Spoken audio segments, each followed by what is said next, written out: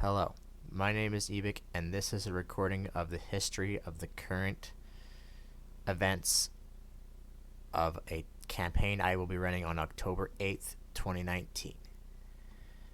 So, let's get started. If anyone has not played Final Fantasy Tactics, I will just warn you now, this will be spoiling the very, very end of the game, and then I will go immediately into my background, which I have created. At the end of Final Fantasy Tactics, there is a scene where Delita and Princess Olivier have married and become king and queen. However, they are both killed as they try to murder one each other. Apparently, according to things I could find, Delita is able to survive. However, I am going to say that he has died in that incident. Now, after the events of Final Fantasy Tactics, this is taking place 35 years after. And at the end of that 35 years, 30 years to be precise, Agris, who, if you've played Final Fantasy Tactics, know that she was a guard for Princess Olivia and a companion to Ramza Beov, which I know I'm pronouncing that wrong, but let's move on. She, along with several others, rose up in defense of the common people, so to speak, as the church was constantly branding people heretics and having them executed. She and an elite group rose up and completely removed the church from their, quote, government. And after several years, 5 years to be exact, a new government was put into place, much better than the one believed by the church, who were...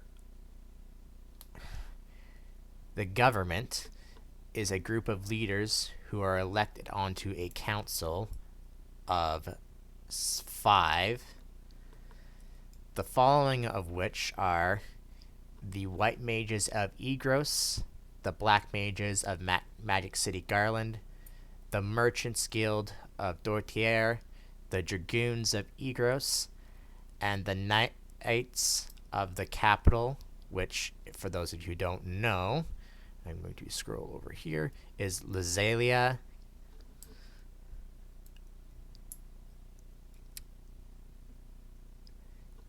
they're leaders of the 5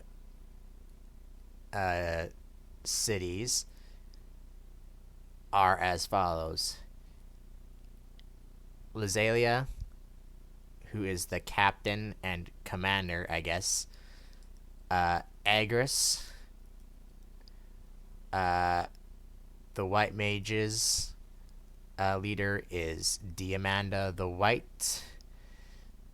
The Black Mages are Blackburn the Wise. The Merchants are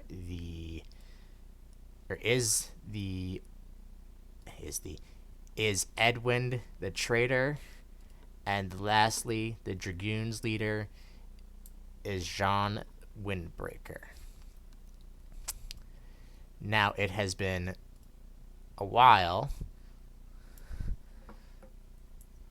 and finally everything is starting to look up for the people of Ivalice. However, something comes across that they were not expecting. A long time ago, a great cataclysm befell the kingdom of Ivalice, and in fact the entire world. It seemed that humans were the only race to survive the cataclysm. However, no one knows what the cataclysm was or how it even happened. But over the thousands and hundreds of years, the humans have forgotten the other races entirely. However, the other races have survived. And now wish to return to Ivalice, especially now that the kingdom is no longer constant conflict. This brings us to slightly more to the present, where a letter is sent to Agris from an unknown sender. It is not a threat, but rather a request. Agris doesn't know what to make of it. All it says is that you are not the only beings in this world. We wish to return back to our homeland. And it's signed Races of the Hidden Villages. And before people start commenting, yes, I know, that sounds a lot like Naruto. And I've had people tell me that. But I haven't even watched that anime before when I started making this. So I didn't know that was a thing. Moving on.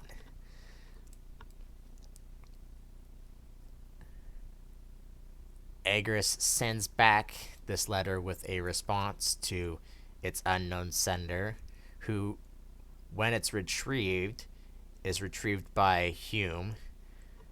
Try to follow him to find out what this letter can mean. But the people who sent to follow him, well, they lose track of him and cannot find him. A few months later, in one of the hidden villages, 4 people are about to set off to Ivalice and its capital. These people are Kamon, Eshifon, Anu, Mishael, Kadris, and Rocco the Destined.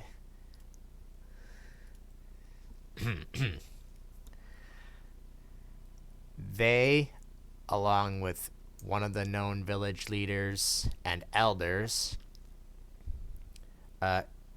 Nemoku, set off from the east. And I will pull up I have to freaking get this on here, because otherwise this won't make sense. I can't do that from on that thing. I don't care if this is in the recording or not. This is gonna take a second. Here we go. Hopefully, yep, there it is. Alright. They head off across the kingdom.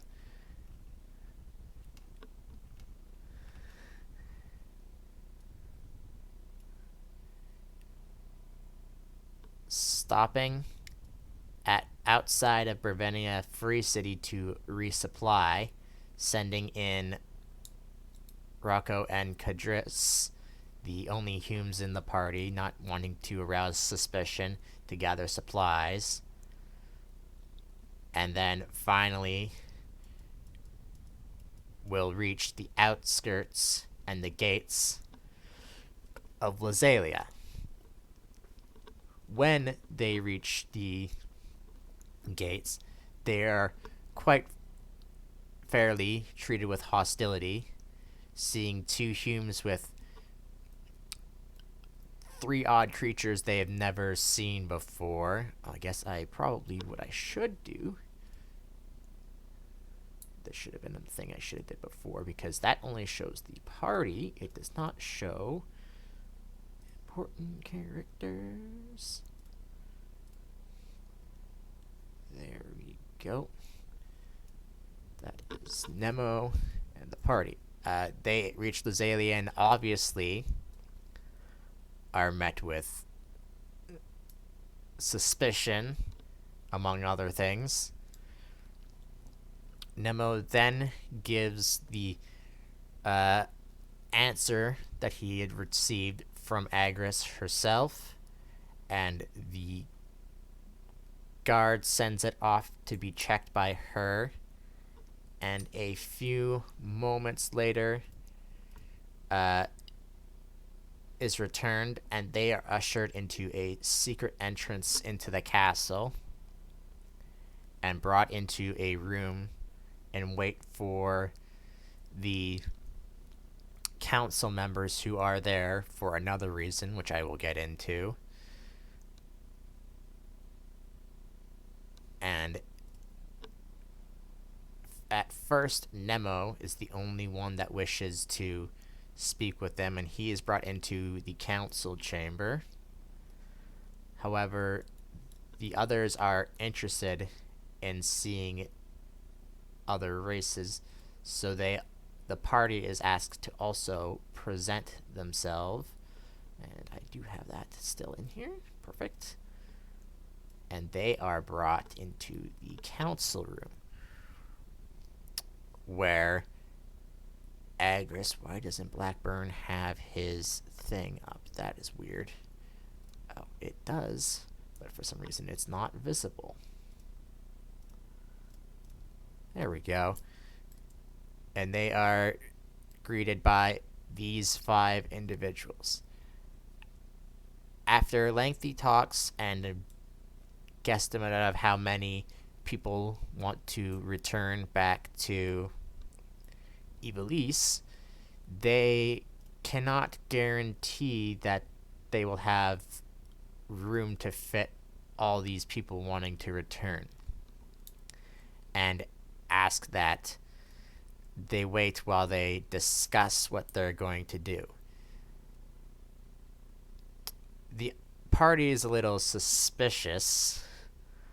However, they find out that there is no ill will. It would just be very awkward for suddenly monster-looking races coming into the kingdom without anyone knowing, and rumors spreading. So Agris asks if everyone can wait a few days, a week at most, to present, and wishes Nemo, Anu, and Kaman to be there at this presentation so that no foul rumors will spread, and they can make sure this goes through peacefully and swiftly. While this week is happening, the party is a little, well, bored, let's say. So Kadris and Rocco go into town. Hold that thought. Alright. Sorry about that brief cut. Telemarketers, am I right? Anyways, the party, looking for something to do while they wait for the council to make a decision,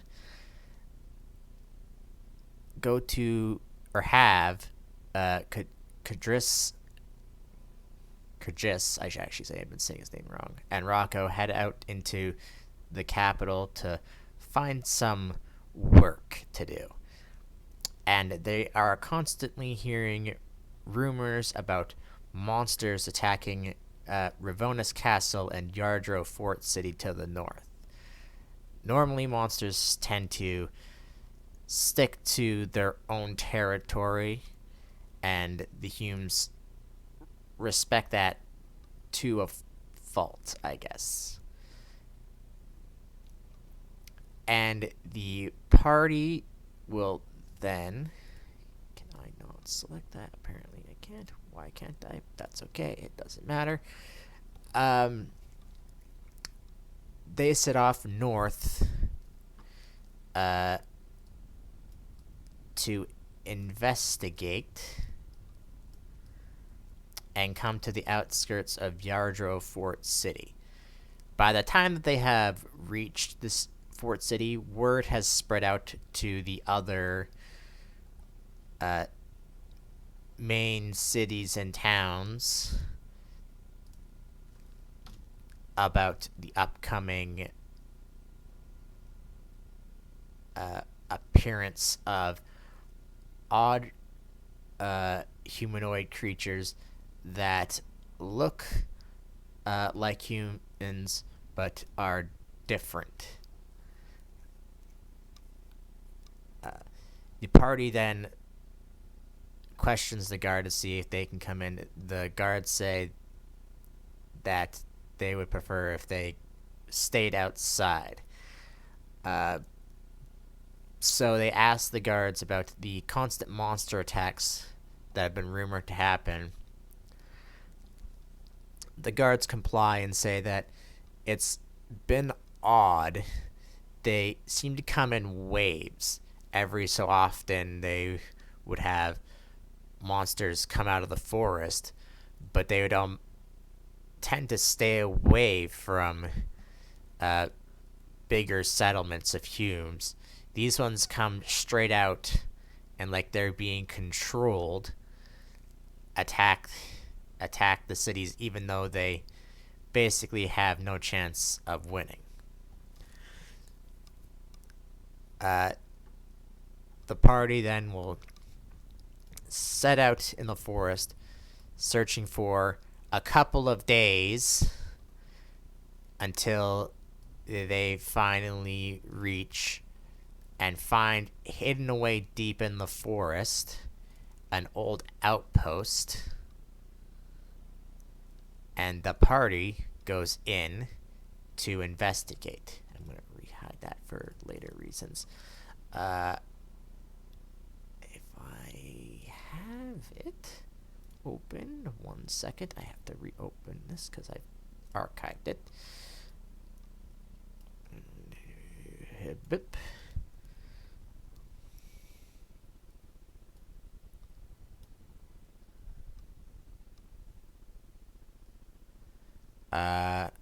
The party then enters this finds this tower, and somewhat sneaks their way in.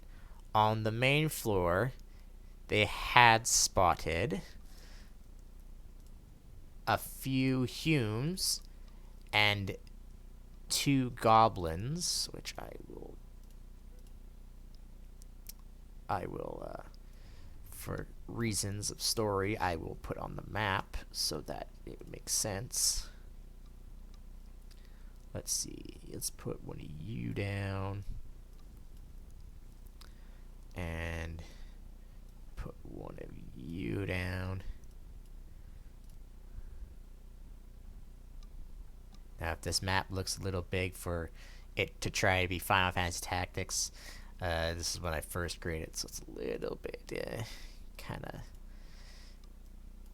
of beta, I guess you could say. It's kind of not great for how I've made things. Nope, that is the wrong one. Oh, I want that one. Alright, and then I will paste. And they're just watching as these 2 goblins are ineffectually just fighting one another. And the party will breaks in and fights the knight and the thief that are in the room. They don't really give the party much of a choice, and they kill them. And the goblins don't seem to fight the Humes that were in this building. In fact, they go straight for the party, and when the party fells them, they in fact do turn into a puff of yellow mist and disappear, leaving no traces behind.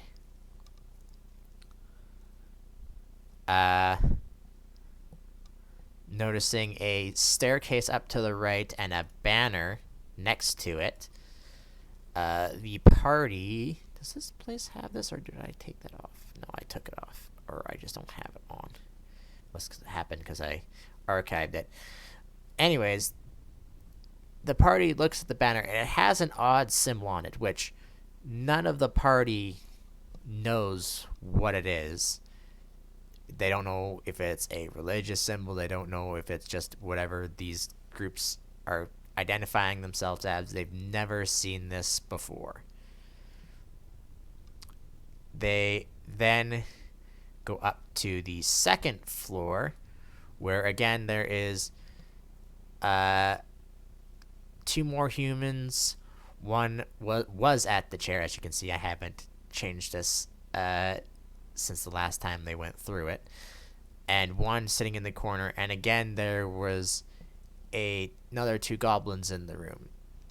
They fight through their way through, and go to up the next staircase, again with that same banner sitting at the bottom of the stairs. They then go up to the next floor, which there's the party right there, where a odd thing was taking place. And I'm gonna reset the scene here so it makes more sense. This chemist was here. I'm just going to put him at 0 instead of thing and take off the X off of his face. Same with the rest of these party. The party was not noticed as they snuck their way up the stairs. However, unfortunately for them, I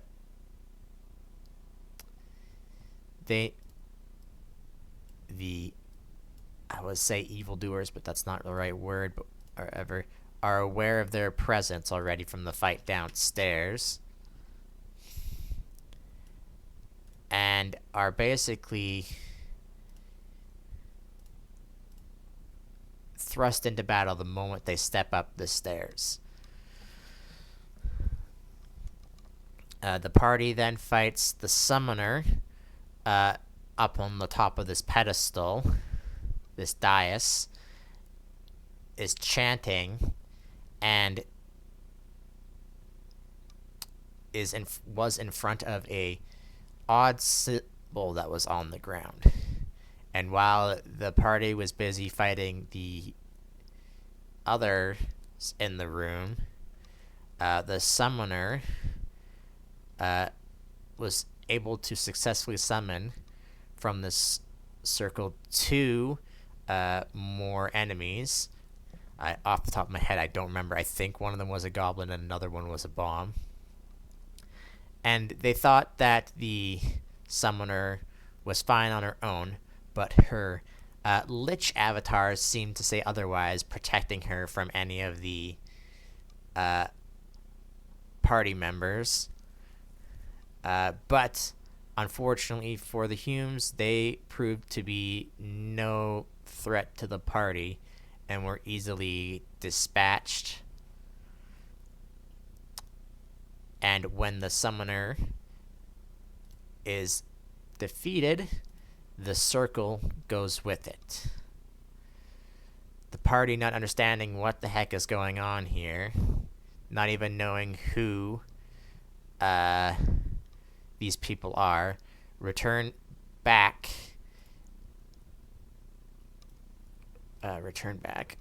to, and we'll go back to where it is, back to Yardrow Fort City, and inform the guard of what they have found, and tell them where they have found it. So they guard will eventually have sent off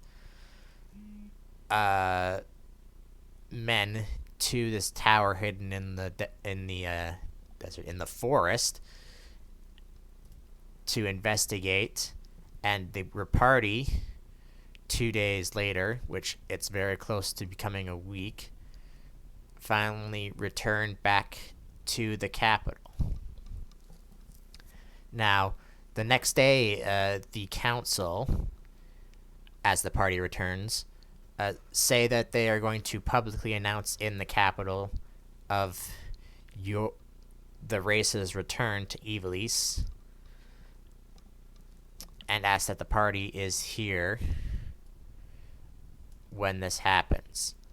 So, after a day of rest and relaxation in in Lazalia Castle, I guess I will call it, the event begins. Nemo, Ano, and Kaman are on the stage in robes, while Kadris and Rocco are in the stands is not the right word, in the crowd. The crowd thinking this is some kind of execution or something. After all, they haven't seen one happen here in forever, since the church has been defeated. Wondering what the council is doing. Agris gives her speech, which I think I still have. Do I still have it? Do I have it archived? I do. I will read that speech because it's from the thing.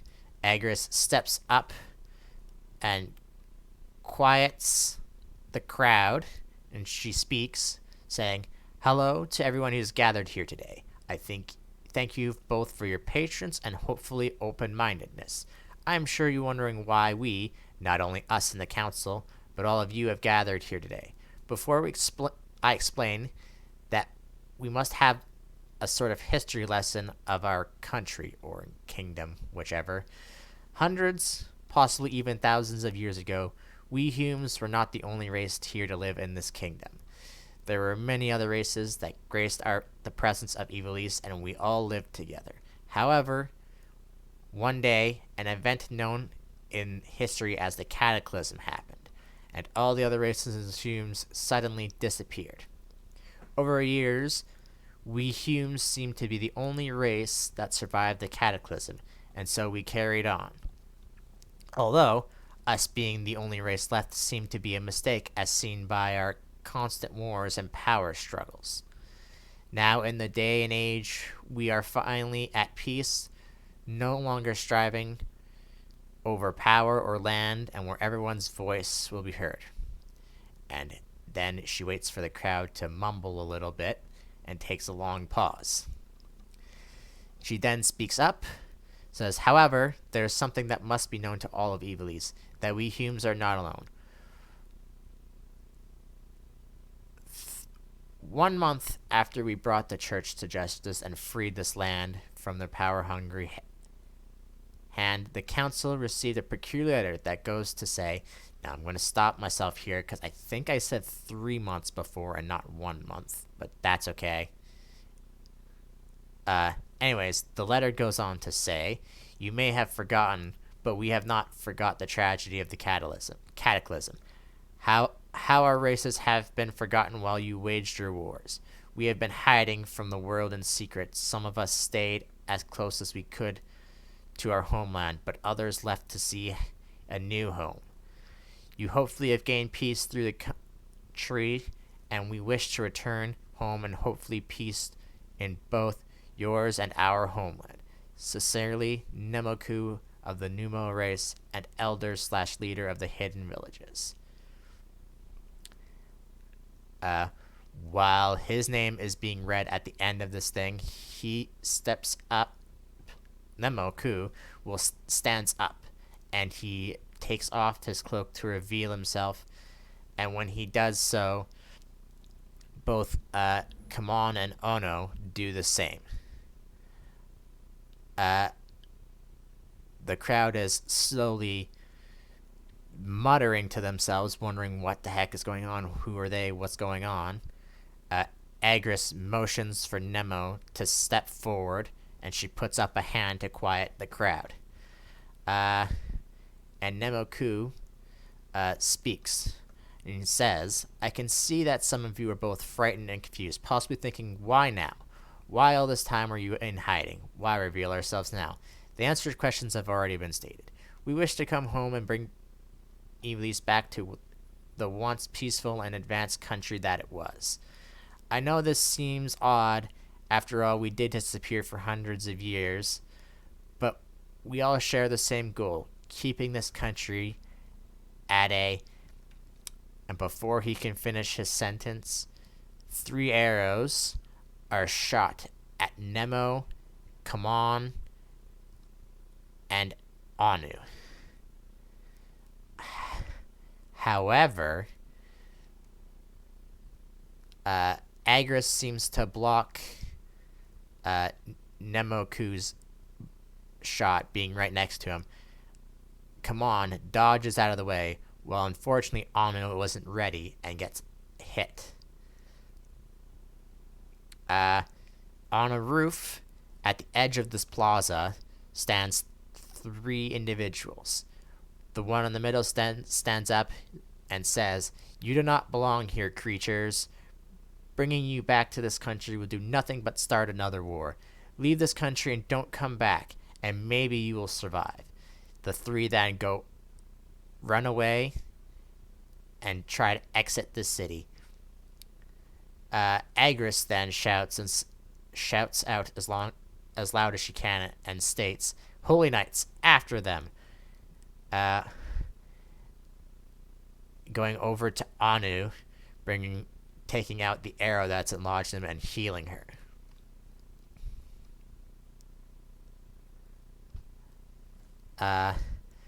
The players decide, okay, enough's enough of that, and decide to chase after them. You think with the Holy Knights roaming the city, they'd be able to find these 3 people. However, they seem to avoid them at all turns, while the party seems to find them real easy. The party of 4 confronts them, and a battle breaks out. They slay 2 of the Humes, not giving them a choice, as the last one escapes on a chocobo.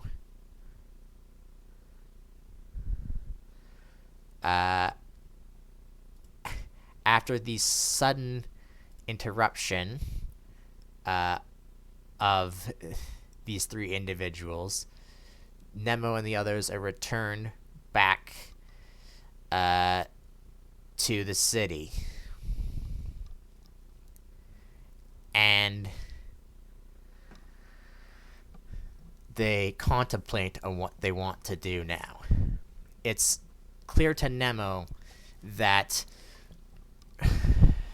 maybe instead of trying to force their way into the cities and capital, they should start their own town themselves as hopefully a bridge point between the Humes of Ivalice.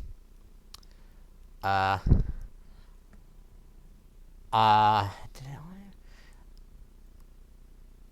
day later, Anu,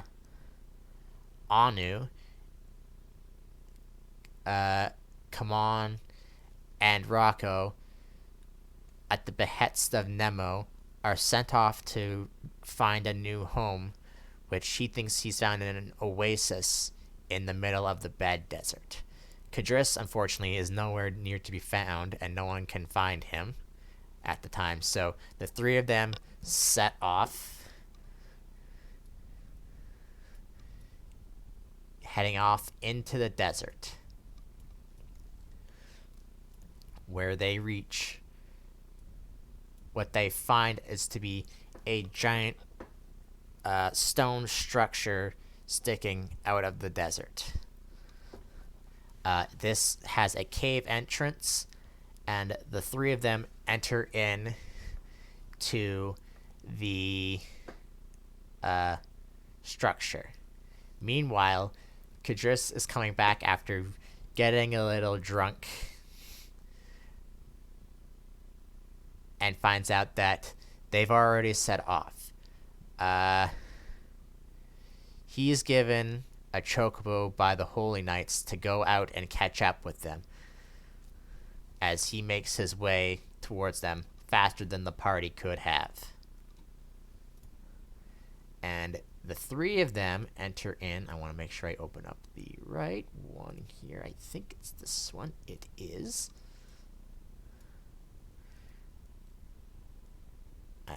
There is a black screen, and that is for a good reason because no one is on this page yet. I will use come on as a thing. Oh, he can't see anything. That's not good. Hold on. I will stop recording and come back to when this is fixed. Alright, we are fixed up and ready to continue.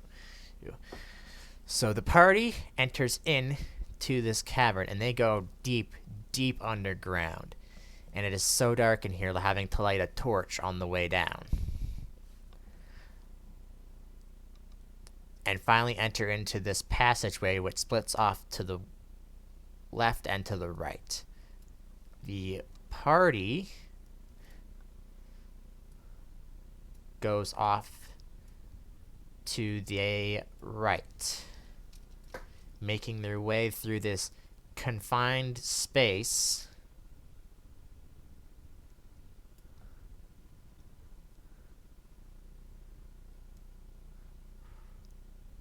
almost barely big enough for a creature that's two sizes,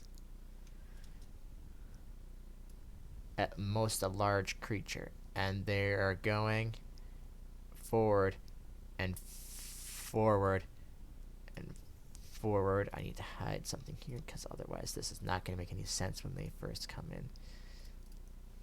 Actually, I'm going to decrease. There we go. And then they once again come to an impasse. They go off to the right, and all of a sudden are attacked by a tiny Marlboro child who is currently thrusting its tentacles into this corpse of a human. The party easily dispatches it, of course, not being very strong on its own. And seeing that this is a dead end and the human itself doesn't have anything on him, go back the way they came and continue on down the other path. While traveling through here, there are vines everywhere, attacking the party every once in a while, trying to grapple them against the walls. The party, however, is both strong enough and slippery enough to break free. And they go forward until they come back to another crossroads. However, they see something odd.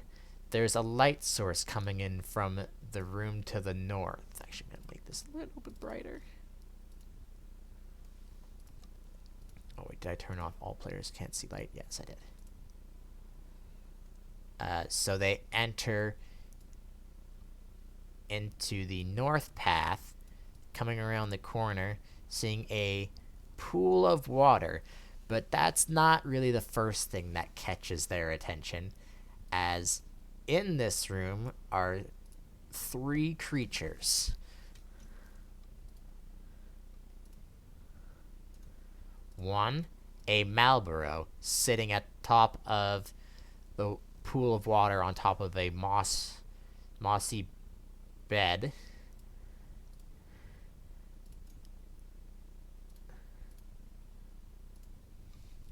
And to the side of the walls, two tinier versions of it.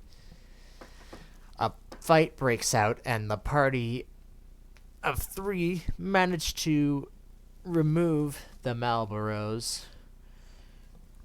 from this circular room. The party investigates, but can't really find anything else in this room, but hopefully removing the Marlboros from this place will clean this up so that they can take over.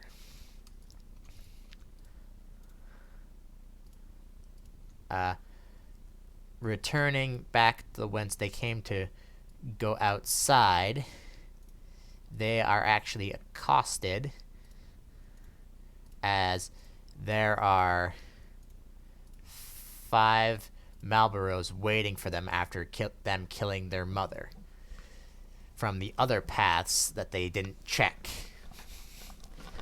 And a fight breaks out again. However, at this time, Kadris finally catches up, and with the help of him, swiftly removed the childs from this place and are all destroyed. The party then double checks the cave one more time, finding various bodies of humans in other rooms.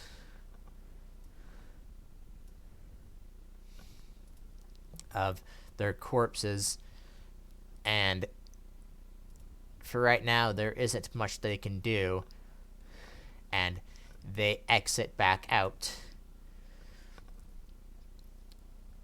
of the cave and return back to Ivalice.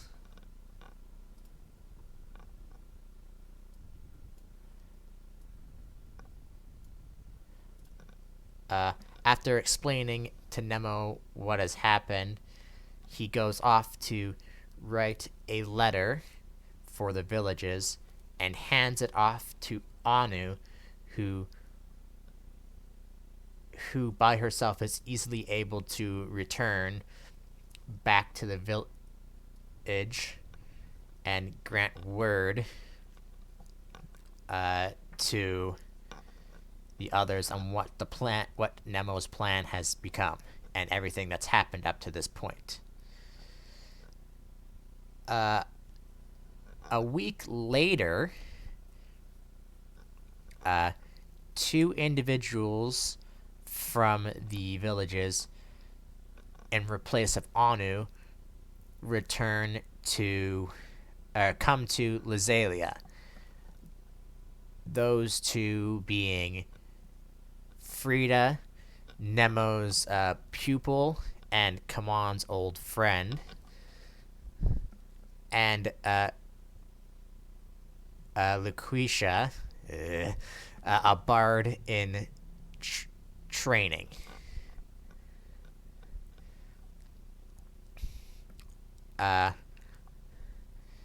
While there, Frida hands off a letter to Nemo and a letter to Kamon from his father, Herrig. That letter reads as such. If I have to undo it. Nope. Where is it? There it is.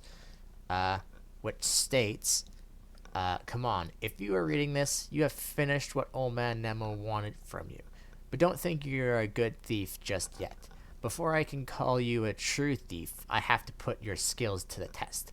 I've been searching your records of what our villages could save during the cataclysm to find you an appropriate target. Ano brought me a current map of Ivalice, and I'm confident I know your target and want you to head there immediately. In the southernmost part of Ivalice is a city known as Gaug Machine City. From my research, it was once the most advanced places before the cataclysm of Magitech technology. If you find I need you to find a special weapon that belonged to our family. Sorry. And bring it back to me. Unfortunately, I can't be certain if it's still there or if it stood the test of time after the cataclysm. The item in question is called the Silent Blizzard, a dagger that contains both magic technology and magic inside of it. Find it and bring it back to me, and you will be a true thief.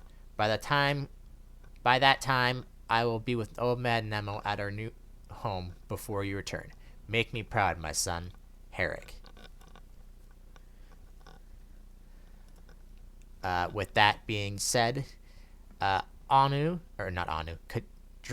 Kamon, Rocco, and Lucretia set off while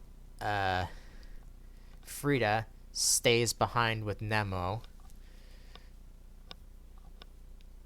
to Gaug Machine City, heading through the Bed Desert to Limberry Castle. Or not to oh, I went the wrong way, actually. That's my fault. Through the desert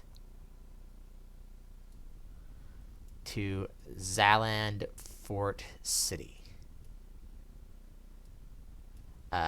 Before the party left, Agris gave them a letter saying that the council members have now returned back to their appropriate cities, and has given you one letter for Jean Windbreaker. Let me move down a little bit here so people can actually see where I am. Here we go. And asked her, once you get to the fort city, to give this to the guard. They should let you through to see Jean, and she'll know what to help do from there. Once they reach the fort city, they do as instructed, and Jean opens the letter from Agris and reads through it. She'll say, heading to Gaug, huh?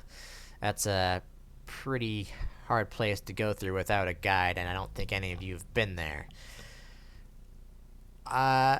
You see, between here and Gaug is a undead swamp where ghosts and, well, zombies, monsters like to parade around in.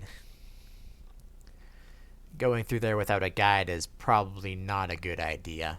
And she thinks for a second and turns to one of the guard around here. It's like, go find Lieutenant Sabaro. Bring him here immediately. A few minutes later, a dragoon comes up to the party, and John says, "Yes, Commander, how can I help?" She says, "I need you to guide these through the swamp to Gaug. And while you're there, head to see if the mayor of the city needs anything from us, so that we can send a party to resupply them. When they're done with their business, bring them back." And he will give a salute and say, "Yes, ma'am." And the party the next day set off through the swamps of Gaug with, if I have his token still, which I hope I do. NPCs, there he is. With him leading the way, make it all the way to Gaug with no issues and no combat, surprisingly.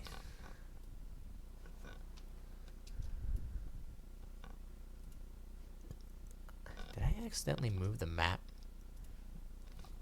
I think it's because I'm moving them both at the same time. Yeah, it is. Okay. While in the city, Sabaro says, "I'm off to go talk to the mayor. I'll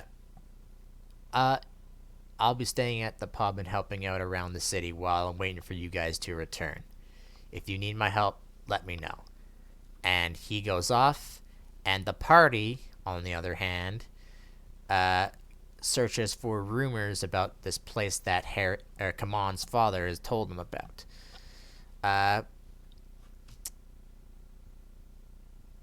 There are rumors of an old manor to the southwest, near the edge of the continent, that has been looted many times by people, and there's nothing of interest really there. But it matches the description of what his father had told him, so the party sets off to that location. Now, do I have this place up? I bet you I have this one archetype too. I do. Mansion. And I will move that to there. Alright. Ooh, this is some bad lighting, I can tell you that much. I think it's because I moved the door out of the way and I haven't fixed it. It is because of that. So I'm going to try and see if I can select it. And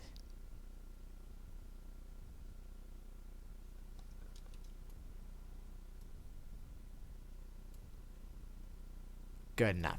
Anyways, the four of them come up to this manor and enter into it. I'm just opening the doors. I'm going to move actually this back to where it was before for reasons. Huh, I don't have that on here anymore. That's okay. Not super important. In this room, there seem to be a couple broken chairs, a stone fireplace at the back, which is unlit, and a table in the corner. The party scours the room and don't find anything of noteworthy on here. So Kadris, tired of this, goes up to the next floor while the party is scattered through the room looking around.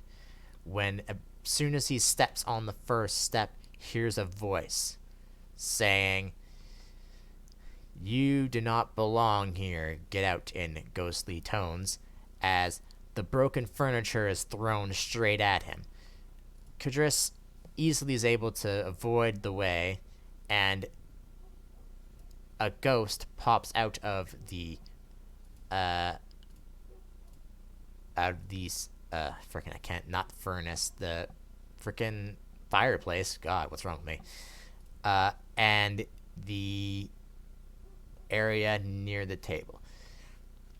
The party has a little trouble not having many things that can fight against ghosts, but with Rocco and Lucretia's magic that they have available to them, are able to defeat them quickly.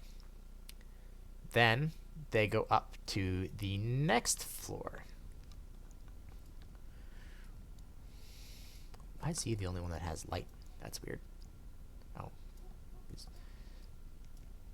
And up in this room, there is a bed in this room. I just must have deleted it by accident. Whoops. And a table, and above the table on a pedestal is a dagger that seems to be fine.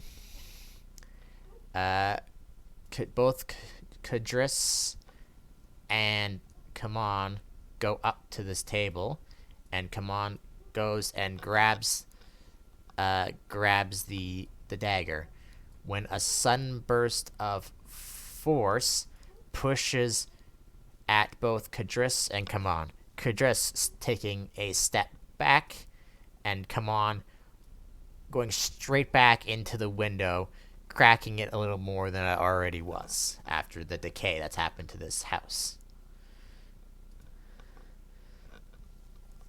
And out from, I think I have this archive. I'll just put up and I'll just do that instead of trying to unarchive it. Out, stepping from the dagger, is a ghostly image of Kaman.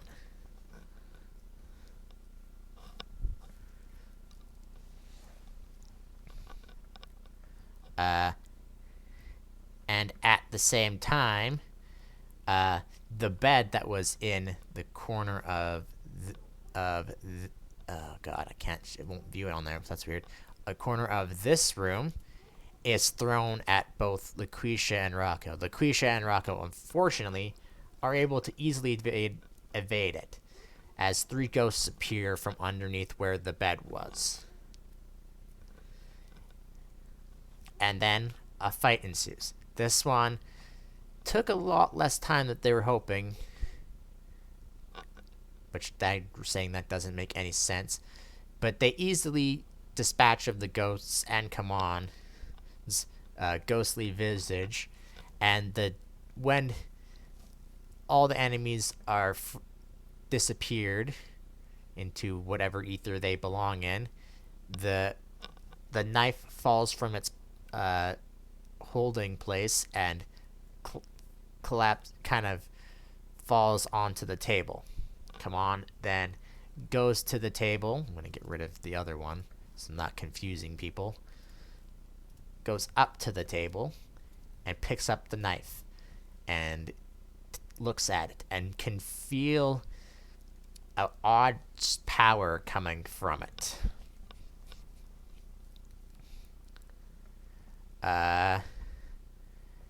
Having achieved what they wanted to, the party then returns back to Gaug Machine City and let Sabarl know that they're ready to return back across the swamp. The next day, they return back to the Zeland Fort City.